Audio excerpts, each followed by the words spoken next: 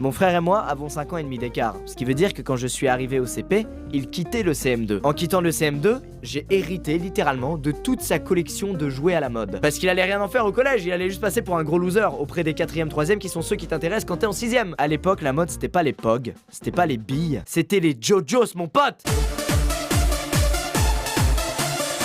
Les JoJo's, c'était des petits monstres qu'il fallait collectionner, un peu comme les cartes Pokémon. T'achetais un sachet de JoJo's et tu priais pour qu'il y ait des JoJo's rares dedans. Mon frère ayant torché ce truc pendant 3 ans, c'était le king des JoJo's, le king de l'école. Un soir, il m'offre son sachet rempli de JoJo's. Il y avait des JoJo's brillants, mec. Les brillants, ils étaient méga rares. Je suis trop content, je me dis putain, demain je vais être le king de l'école. C'est sûr, à la cantine, tout le monde va me filer sa portion de frites. Il est 11h50, c'est la récréation. Je force pour ouvrir le sachet et là ça tombe très très mal. En ouvrant le sachet, je me foire et tous les JoJo's volent en dehors du sachet et tombe à mes pieds. Il y avait plus de JoJo's à mes pieds qu'il y avait de bonbons la fois où j'ai pété le bocal. Là, je me sens pas bien du tout. Je me dis putain, ça se trouve, il y en a un qui a roulé à l'autre bout de l'école, je le retrouverai jamais. Et comme par hasard, ça va être un brillant. Ce qui se passe, c'est pire que ça, mec.